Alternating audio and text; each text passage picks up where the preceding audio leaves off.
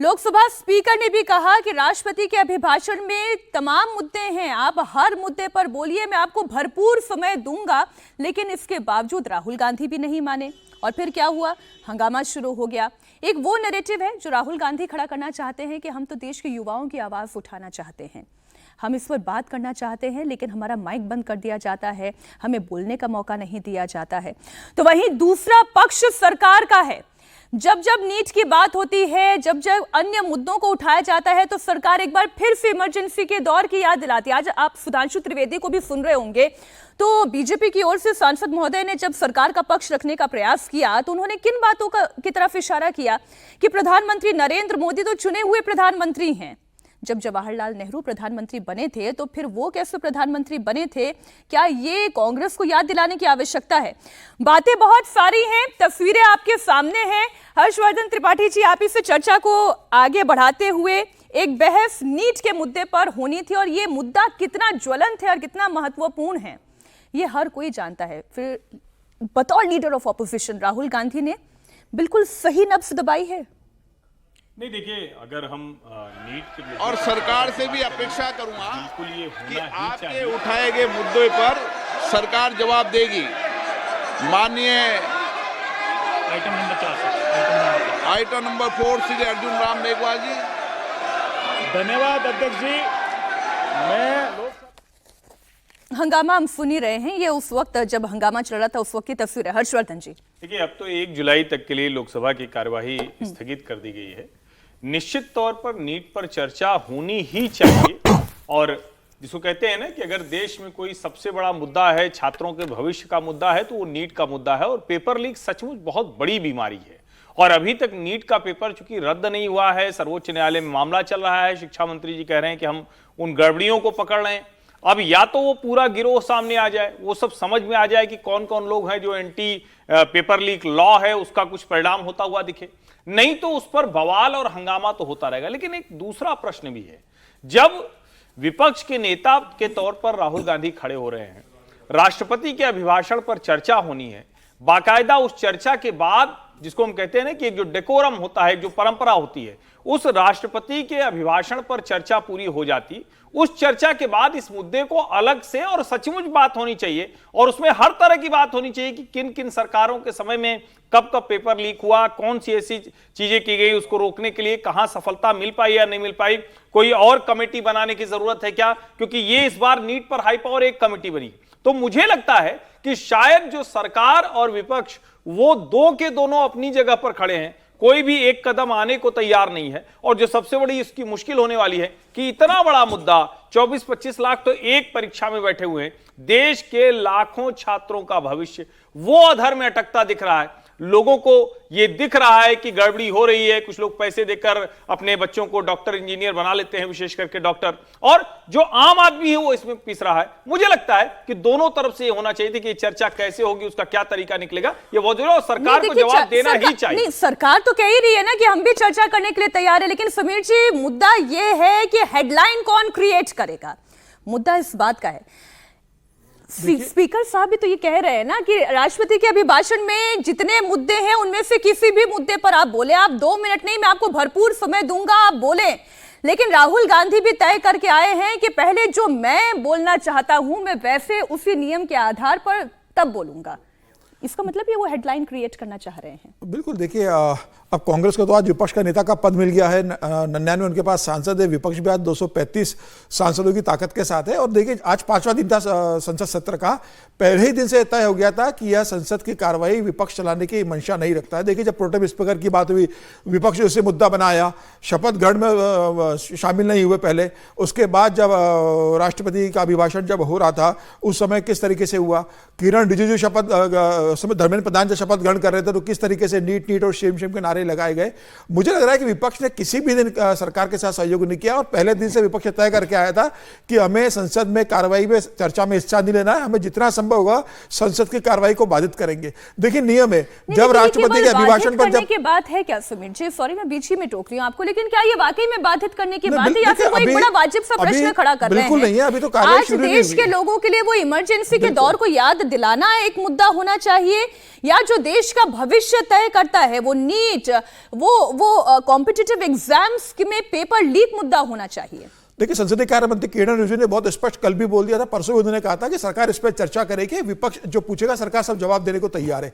मुझे लग रहा है कि जब राष्ट्रपति का अभिभाषण पर धन्यवाद प्रस्ताव में जब चर्चा शुरू हो गई है तो उसके बीच में स्थगन प्रस्ताव लाना ठीक नहीं है, वैसे भी लाया नहीं जाता। राष्ट्रपति के अभिभाषण पर चर्चा होती है, उसके बाद विपक्ष के पास समय था, वो अपना प्रश्न उठाता, सरकार को कटघरे में खड़ा करता, सरकार अपनी बात रखती, और सरकार इस मामले में फंसी हुई, इसमें कोई दो राय नहीं कि जिस तरीके से विपक्ष को मुद्दा मिल गया पार्लियामेंट सेशन शुरू होने के पहले नीट का इतना बड़ा, तो विपक्ष इस मुद्दे को छोड़ेगा नहीं। सरकार इस बात को मानकर चल रही थी कि संसद के हमें विपक्ष को इस मामले को लेकर सामना करना पड़ेगा। अब मुझे लगता है कि थोड़ा 2 दिन का धैर्य रखना चाहिए था विपक्ष को भी। आज राष्ट्रपति के अभिभाषण में जब चर्चा शुरू हो गई थी धन्यवाद प्रस्ताव पे, विपक्ष इसमें पहले भाग लेता, उसके बाद स्पीकर भी बोल रहे कि मैं आपको पूरा समय दूंगा उस पर बोलने के लिए, तो था समय, सोमवार और मंगलवार को उस पर चर्चा हो जाती। लेकिन जिस तरीके से आज ही विपक्ष अड़ा हुआ था और राहुल गांधी चाहते हैं कि भाई इसी मामले पर आज ही तत्काल कार्रवाई हो, चर्चा हो, मुझे लग रहा है ये ठीक नहीं था। अब राहुल गांधी विपक्ष के नेता बन गए हैं, संवैधानिक पद पर बैठे हैं, आज उनके पास 233 सांसदों का समर्थन है, खुद के पार्टी के 99 सांसदों का समर्थन है। तो राहुल गांधी एक प्रभाव और दबाव की राजनीति करना चाहते हैं कि इस बार हम इतनी संख्या में है कि हम सरकार को दबा सकते हैं, अगर नहीं दबा पाएंगे तो हम संसद की कार्रवाई नहीं चलने देंगे। मुझे लगता है यह दुर्भाग्यपूर्ण है। राज्यसभा में और लोकसभा में राष्ट्रपति के अभिभाषण के धन्यवाद प्रस्ताव पर चर्चा होनी चाहिए थी। विपक्ष के पास समय था इस मामले पर चर्चा करने के लिए, सरकार ने कह दिया है कि हम चर्चा करने को तैयार है। सरकार तो मुझे लग रहा है कि एक या दो ने इसका सत्र बढ़ा भी देती थी। आज मल्लिकार्जुन खड़गे और जगदीप धनखड़ जी के बीच में जो वर्ड्स एक्सचेंज हुआ वो भी बड़ा इंटरेस्टिंग था, वो हिस्सा मैं आपको सुनाऊंगी, लेकिन पहले दर्शकों को वो सुनाना बहुत जरूरी है क्योंकि आज राहुल गांधी ने क्या बोला। राहुल गांधी ने कहा कि मुझे कम से कम बोलने का मौका तो दें। राहुल गांधी अब तक क्या कहते आए हैं कि विपक्ष की आवाज को कुंद कर दिया जाता है। जब भी विपक्ष कोई ऐसा मुद्दा उठाना चाहता है जिसपे सरकार फंसती है तब उनकी माइक को ऑफ कर दिया जाता है। जरा एक बार पहले आप वर्ड्स ऑफ एक्सचेंज जो ओम बिरला और राहुल गांधी के बीच में हुए हैं, स्पीकर और एलओपी के बीच में, वो थोड़ा सा आप सुन ले। पहले राहुल गांधी ने जो कहा वो आप सुने। माइक मैं बंद नहीं करता हूं, पूर्व में भी आपको व्यवस्था दी थी, यहाँ कोई बटन नहीं होता। सब माइक तो दे दीजिए। मैं आपको पूर्व में बता चुका हूं कि आप विषय राष्ट्रपति भाषण में रखें, अभी आपका नहीं सर, कोई हम रिकॉर्ड में नहीं जाएगा, इसलिए मेरा आग्रह है उनको, हिंदुस्तान के जो स्टूडेंट्स हैं उनको हम जॉइंट मैसेज देना चाहते थे। हाँ दें आप। सुनिए, जॉइंट मैसेज देना चाहते थे ऑपोजिशन और सरकार के साइड से कि इस मुद्दे को हम ज़रूरी मानते हैं और इसीलिए हमने सोचा था कि आज स्टूडेंट्स की रिस्पेक्ट करने के लिए हम नीट पर डिस्कशन करें। ठीक है, आप डेडिकेटेड डिस्कशन। अब बात यह है कि 2 फोर्सेस हैं, एक तरफ नहीं माने, ओके। आपने सुना हर्षवर्धन जी, उन्होंने कहा 2 फोर्सेस हैं और बड़ी वाजिब सी बात कर रहे थे। लोकसभा स्पीकर भी कह रहे थे कि ये रिकॉर्ड में नहीं जा रहा है क्योंकि अभी राष्ट्रपति का अभिभाषण है और अच्छी बात यह है कि उसमें भी नीट का मुद्दा था। अगर राहुल गांधी चाहते तो वो नीट के मुद्दे पर भरपूर बोल सकते थे, सारा समय वो नीट पर ही बोल सकते थे और स्पीकर साहब भी कह रहे थे कि हम आपको भरपूर समय देंगे, तब भी हंगामा हुआ। नहीं, देखिए मुझे लगता है कि यहाँ थोड़ा समझना पड़ेगा। एक तो ये कि स्पीकर महोदय को भी सोचना पड़ेगा कि अगर नेता विपक्ष बोल रहे हैं तो उनकी पूरी बात सुननी पड़ेगी। ये नहीं हो सकता है कि कोई नेता विपक्ष बोल रहा है और उसकी बात नहीं आए।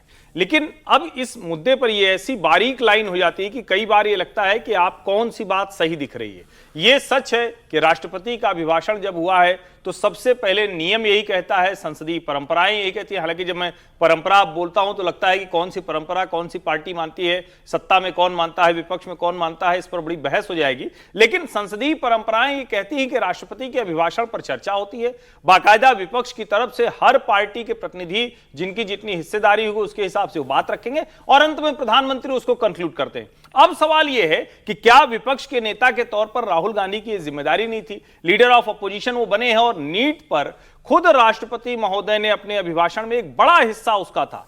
मुझे तो लगता है कि ऐसे में ज्यादा उनके पास अवसर था कि इस अभिभाषण पर वो चर्चा करते, नीट पर भी बात करते, दूसरे मुद्दों पर भी सरकार को घेरने की अगर स्थिति है तो वो करते, और उसके बाद वो कहते कि नहीं ये एक ऐसा मुद्दा है जिस पर अलग से बात होनी चाहिए। लेकिन यहां साफ दिख रहा है जिस तरह से जिन शब्दों का उन्होंने चयन किया है कि भाई स्टूडेंट्स को संदेश देना है, इस सदन से सत्ता पक्ष और विपक्ष की तरफ से जाए, यानी बहुत साफ है। उनको दिख रहा है कि राहुल गांधी की तरफ से देश के छात्रों को एक संदेश जाना चाहिए। एक हेडलाइन मैनेजमेंट वो शायद ज्यादा ध्यान में था, और वही वजह थी कि एक कार्यवाही अब स्थगित हो गई। जो आज का दिन, आज का समय उसका उपयोग हो पाता, वो अंत में उपयोग नहीं हो पाया। और मुझे यही ज्यादा बड़ी चिंता की बात दिखती है कि क्या सोमवार को भी इस पर इस तरह से बात हो पाएगी।